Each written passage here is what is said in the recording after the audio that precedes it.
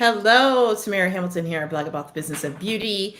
And today I am finally going to start talking business again. My life it hasn't been bad. It hasn't been crazy, but I've had a lot of things going on in my life. And now today, um, you know, it's time to get this show back on the road. And so it doesn't mean I haven't been paying attention. It doesn't mean that I don't know what's going on, that I haven't been keeping up with what is going on in the marketplace. If you don't know me, my name is Tamara Hamilton. I have 30 plus years of sales, marketing, and leadership at business. I'm the creator of Haute Chocolat, a lifestyle brand. And, I don't only create, I also curate content across all the social media platforms, content creator, course creator, coach, consultant, you name it. When it comes to digital marketing, I kind of do it and I love it. So um the interesting thing is we are in a huge shift right now, and I think it's going over most people's heads. I don't think they're really truly paying attention to what's going on. So if you haven't noticed, and you would have had to be living under a rock to not have noticed this, what worked in 2014 no longer applies. What worked in 2016 no longer applies. What worked in 2018 does not apply. Not even what worked in 2020 applies. Now, with that said, there are some fundamentals that are timeless, that are universal, that will always apply. We ain't talking about that though. We're talking about how you get time, attention, engagement from your audience. Because let's face it, while you cannot take followers to the bank, that engagement is what I call a leading indicator. Okay. It is a leading indicator. When you are paying attention to your audience and building that audience, their engagement is a leading indicator to what can happen in your business, right? I always say it all starts with a view and then it goes to a like, a comment, a save, right? There is a process, just like the buyer's journey. And so there are three things that I've really been paying attention to, and I get all of the announcements from the social medias. I've got alerts and I get on webinars, and I have very close relationship with some of the platforms, specifically Pinterest for sure. I get access to beta things that aren't even available to the general public before other people do. But then some things like Reels bonus play, I just finally got that. But I did get the professional personal page over on Facebook. And since this summer, I've been talking to you about get ready and stay ready, right? Be ready and stay ready, because you can boost posts from your professional profile on Facebook now. Why? Because they need ad revenue. Okay. Um, People are also getting the ability to earn bonuses, not just on their reels, but on static posts, video posts, link posts on Facebook. So what's happening, and this isn't even one of the alarming trends yet, what's happening is Facebook is losing market share, y'all. Facebook is losing market share. And that's why it's really important that I go live here on Facebook and other places to make sure that you really understand, because our Facebook audiences are very tried and true. They're very relatable. They're very reliable audiences, right? If you're a marketer like me, if I need certain things, I know I can go to Facebook and I can get those things. It's a lot more predictable. And I think that's by design. But Facebook is beginning to lose market share. And a lot of it has to do with demographics, which we're going to talk a little bit about that. And I'm just going to kind of graze over these things because it's Friday, but I'm going to give you some food for thought this weekend. And one of the most alarming trends that I am seeing as a result of this war for your time, attention, and engagement by these platforms is the conversion. You are seeing SEO, which is search engine optimization, and the social capabilities coming together. Now, two platforms already had this, and they're starting to dig deeper into this. Those two platforms were Pinterest, and YouTube, right? Now let's talk about YouTube for a second, because YouTube, people don't realize this.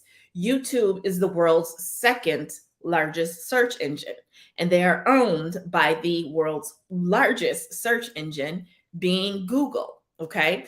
And so, what is search engine optimization? It's your ability to optimize your content in a way that you will be found, and the goal is to be up higher in the search. So think of Google search, for example.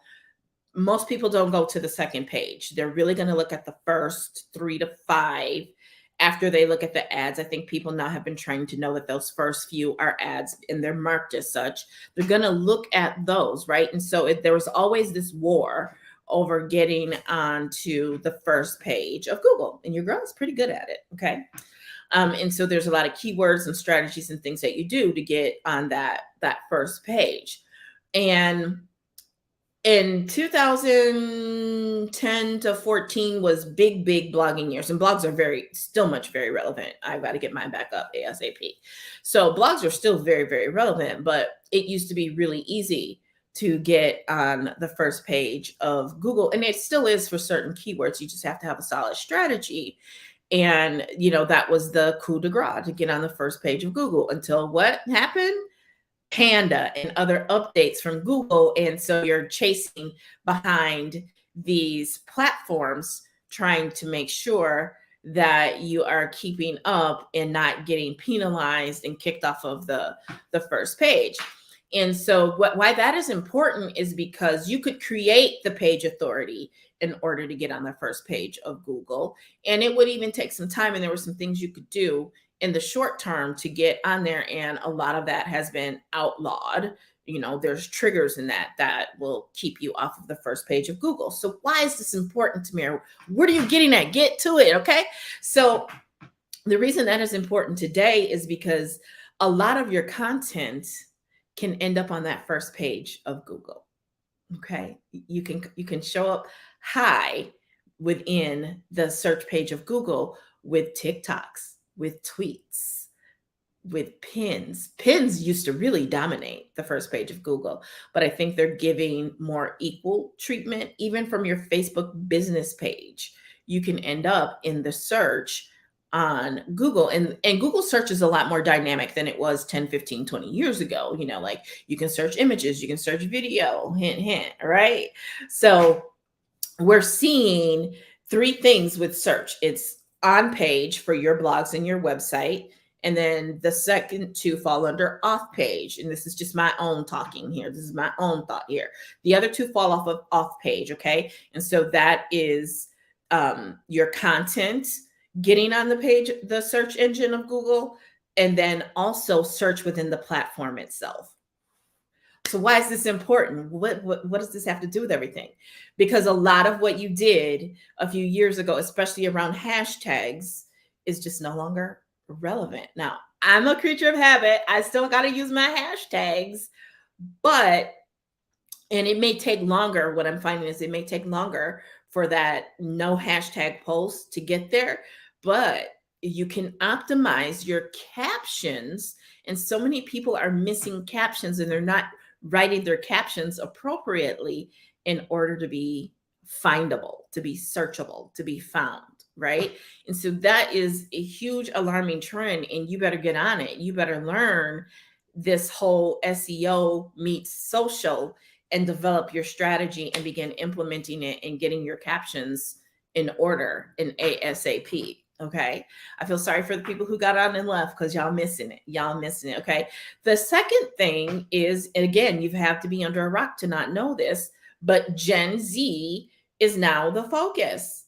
Millennials are aging out of the internet, to quote a TikTok that I saw. And there's this whole article on The Atlantic that I can get to you about the millennial pause. And, if you dig deeper than just the millennial pause, the fact that what millennials, and that's this whole Instagram thing, right?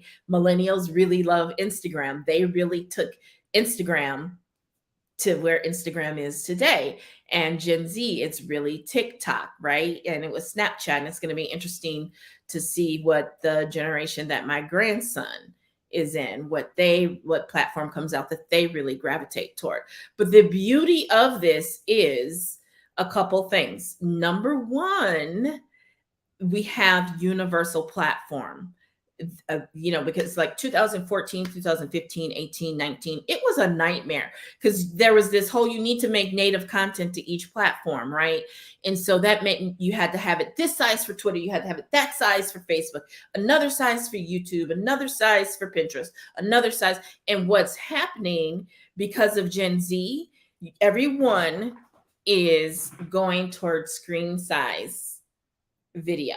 That's what's important, is that screen size video. So y'all, please stop making real size video, turning it into a square and posting it on Instagram. Okay, don't do that. That's not where the gold is anymore. Okay, because what happened is Instagram made an announcement probably in the last month or two that all of your posts that are videos, because it was confusing, right? There was stories, there was reels, there was IGTV. You could post a video straight to Instagram. If you look at your Instagram, there used to be 4 little icons on there on your profile. Now there are only 3. All video is now automatically 9:16. Okay. And so what you are doing is you are making your real content, you're taking it down to a square so that it fits in that little square for your grid. The grid is really becoming kind of irrelevant. I know y'all don't want to hear it. The grid is, that's that whole millennial driven thing, and the aesthetic of the perfect grid and it perfectly curated. Gen Z is messier than that. Okay. Gen Z is messier than that. And while Gen Z may not be your target, this is something I've had to learn, they may not be your target, they're still dictating what the algorithm is going to favor, because that's the marketing sweet spot for a lot of companies, not necessarily yours, but the overwhelming majority. The big bucks is geared toward Gen Z. So we have to learn how to play in their world, and it is the 9:16 vertical. I always have to remember the horizon to know horizontal. So vertical video is where it is. Okay. And so what that means is, if you still care about your grid, you still care about your profile, just make sure that that square that you're making doesn't have to be a square, but you can go in and you can change the cover, the profile view on your reel, for example. Not sure if you can do it with your video, but I think it just automatically transitions. Okay. So, but you can play around with settings. You can go in there and you can dig that and you can look at it. Okay. So kind of back to this whole SEO meets social. Okay. So YouTube, I got an email this morning, and this is what triggered this. YouTube is now giving you a handle. So you're going to have an at YouTube, right? So if you have a custom link on YouTube, which you had to have so many followers and so many views in order to be able to customize your YouTube link to send to people to say, hey, here, follow me, or your subscribe button. Mine, for example, is Tamira middle initial S. So Tamira S. Hamilton, right? They've reserved that. It doesn't mean I have to take it, but they've automatically reserved that for me. Why? Because they want to compete with TikTok. Long story short, short story long. They want to compete with TikTok. And there's a lot of scuttlebutt, a lot of buzz about their monetization of shorts. Now, I've been doing this. You can go to your videos, your long form videos on YouTube, and you can actually turn them into shorts. Now, the one thing I don't like when you download them from Shorts is it has the Shorts logo on there, and I'm trying to figure out how to be able to get that off of there, but you can cover it up. Okay. So again, you're seeing all of these people, all of these platforms, except Twitter. Twitter tried it and they were like, nope, this don't work for us. We're going to stick to what we know. It seems to work for them. They're more like a news blotter, and that's fine.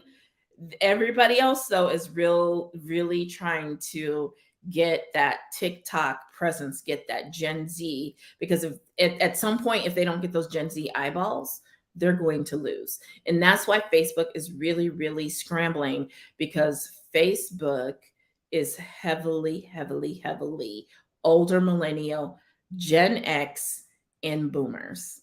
Okay. And a lot of your younger folks don't even want to be on Facebook because that's where grandma and mama at, and they want to be somewhere else. Okay. Now, it doesn't now for the longest, I didn't think I had an audience over on TikTok, and I do, and it is growing.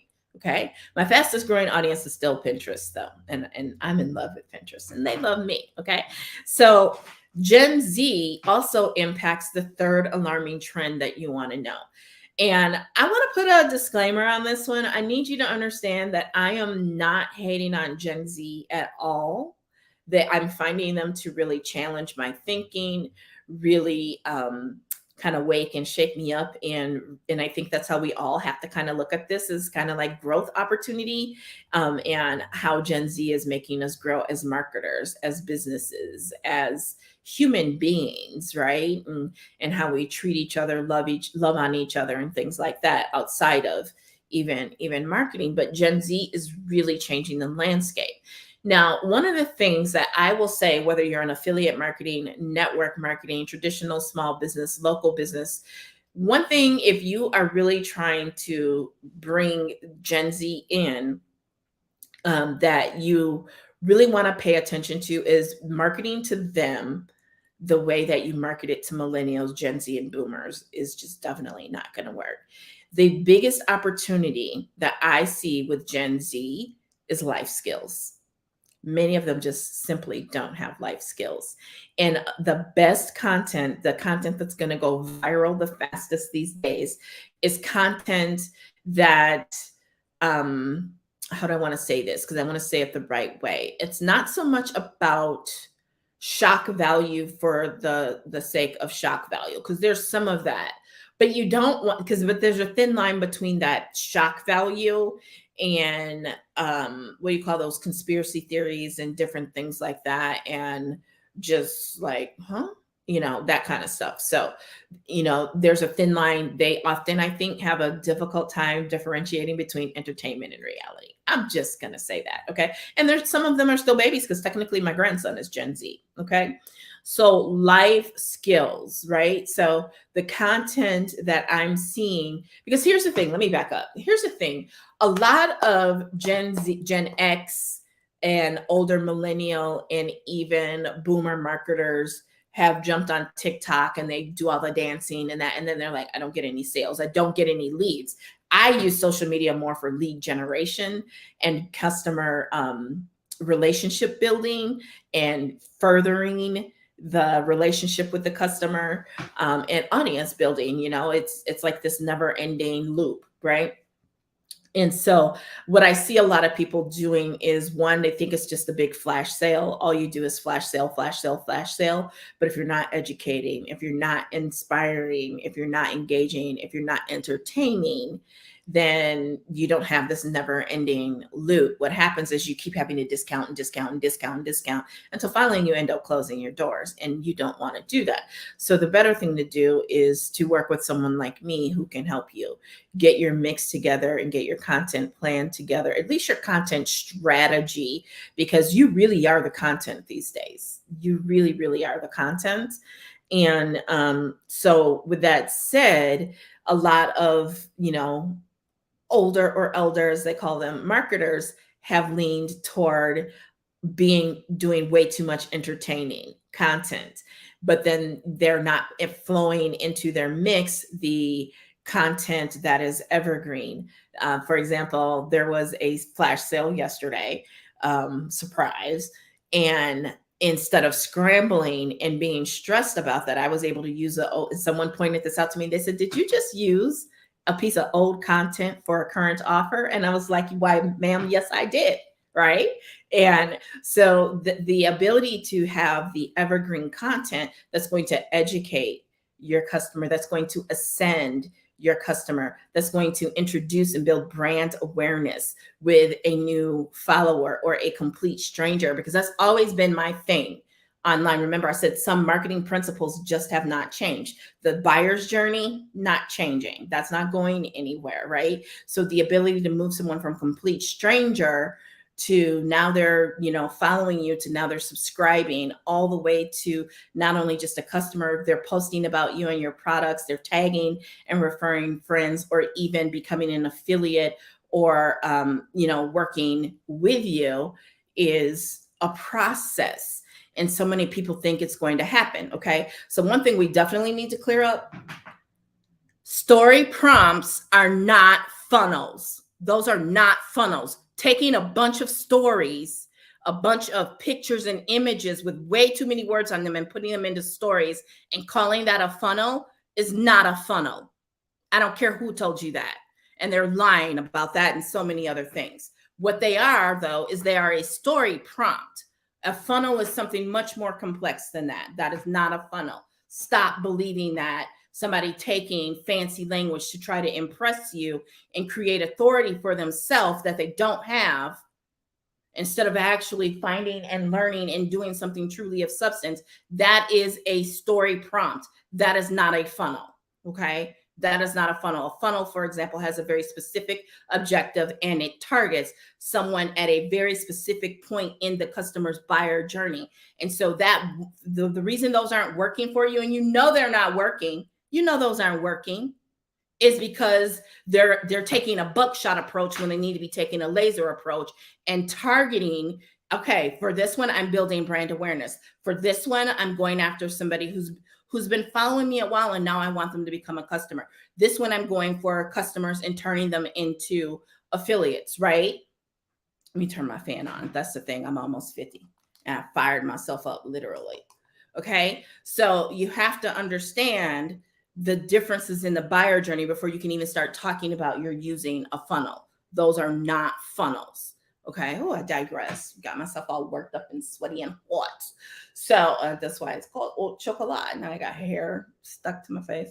So, the content that I am seeing that is evergreen and is not just getting someone to follow you from a reel or a TikTok and you never hear from them, they never see your content again, but actually turning that person into a true follower, somebody who's paying attention, who goes in and looks for other content from you, is the content that is teaching life skills, the content that is teaching how to use your product, the content that is extending the customer's life cycle with your product, meaning they've used it, but now there are other things coming on the market. You're at threat for losing that customer. How do you keep them coming back to your product? See, that's the difference, though. That's that 30 years of marketing experience. That's that MBA. That's that interning at a Fortune 500 company right out of high school. But I digress again. Okay. So there's a lot of nuances to this, right? But if you can teach life skills, if you can teach how to use your product, if you can teach additional ways to use your product, like Jell-O, think about it. Okay. And this is an example straight from marketing principles in undergrad. Okay. Jell-O, you buy a box of Jell-O, it comes in, I don't know how many different flavors.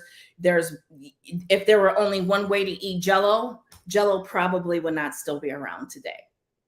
But what they did to extend the life cycle of that product is they developed new recipes. Are you following are you picking up what I am throwing down right now? Because I just threw down some money right there in front of you. Okay.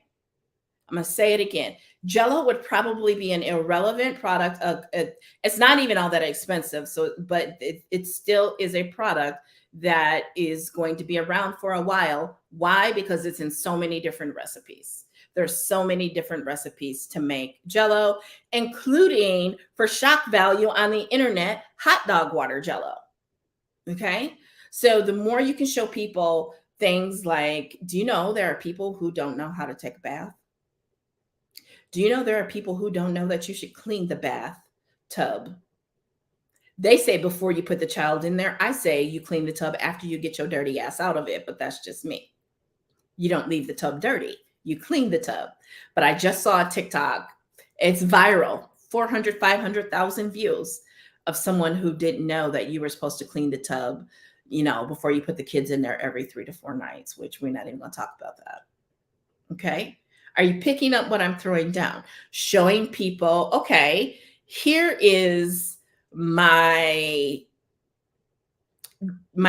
greens powder, for example. Here are all the ways that you can use the greens powder, but not just one big story with all these little itty bitty bitty words. No, boo.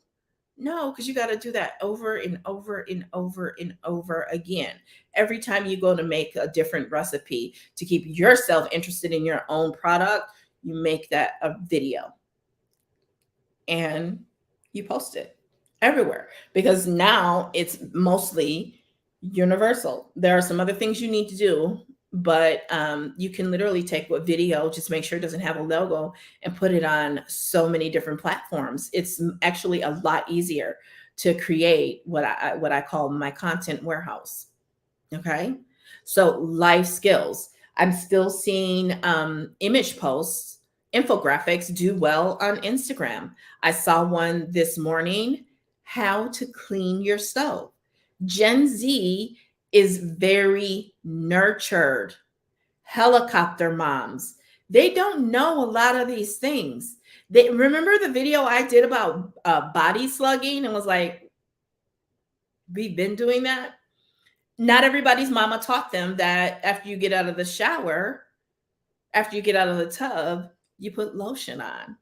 And so somebody was like, oh my God, that's body slugging, right? That's how that stuff comes about because Gen Z does not know this. So if you really want to capture Gen Z, you've got to be able to find a way to teach these things in an entertaining way that's aesthetically pleasing, but not overdone, doesn't offend, and if you can entertain at the same time, that's a bonus. If you can make it funny, and remember, making it entertaining can be as simple as adding some trendy music to it, right? And remember, you can keep it going. Oh my God, I'm giving away too much. You can keep it going by continually reloading it and changing the sound so that, I mean, right? This is what I do is I keep up with these things in order to keep myself excited and loving my job and what I do. I need some water. So, and don't think, okay, so like, I'm going to give you this example. So like detox water. Okay. Check this out. There are so many videos out there and so many posts out there about detox water. But every day somebody is making a new post about detox water, and every day it's still getting a lot of views, a lot of likes, and a lot of engagement. Okay. So I'm going to give you 1/4 alarming trend. And this one is for the 6-figure business owners. Okay. Or those who strive to have a 6-figure business. Okay. Data is king. Okay. At some point, you got to just stop slapping stuff on the wall and see what sticks. You've got to start paying attention to your data. And I'm going to give you an example from my own world. At one point, I was upwards of 3 million views on Pinterest. Now they've made some changes in how they calculate views and what constitutes a view, blah, blah, blah. But in the last 30 days, last 30 to 60 days was like, what in the hey is going on? Because my views were just going the wrong direction. And so I had to stop. I couldn't blame the algorithm. I couldn't blame this. I couldn't blame that. I had to go look at the data. I had to use a third-party app and start making sure that I was posting the right content at the right time. That is what it means that data is king, right? Data is king also means leveraging the information you have on those customers who are already buying from you, who have already bought from you. Your database marketing, building your database, your data warehouse on what you know about your existing customers, right? Because if you didn't know it, you can upload that data to different platforms, specifically Facebook, and you can do a lot of interesting ads and things like that with that data. Now, that of course is a little bit more advanced, but you can definitely use that information to find new people, like the people who are already buying from you. You can use that to retarget and run ads specifically to people who have already bought from you. Okay. And that's probably the fifth alarming trend. And it shouldn't be a trend. You should know it by now. You got to pay to play at some point. Okay. The fastest return is going to be to pay to play. You can get there by going viral, but going viral itself is not a marketing strategy. And if you don't have the systems in place, if you don't have the team in place, going viral can actually be a very, very bad thing for your business. You can end up being loved one day and hated the next because people are having long ship times, long wait times to get their order. It ends up with messy work, customer dissatisfaction, and things like that. Okay. So I know you can't control everything, but just to put that out there. So these are the alarming marketing trends that you need to know in this digital space. You need to know it, you need to embrace it, and you need to develop your marketing strategy. What are you going to do with this information? You can book a consultation with me on my Facebook page, Tamara Hamilton Digital Marketing Consultancy. Right under the profile picture is a link to my calendar. And I will also put that link in the description of these videos sometime today. We'll shoot for. Okay. So if you have any questions, you can just drop them below in the comments, and I will see you later, and enjoy yourself out here in these internet streets. Okay.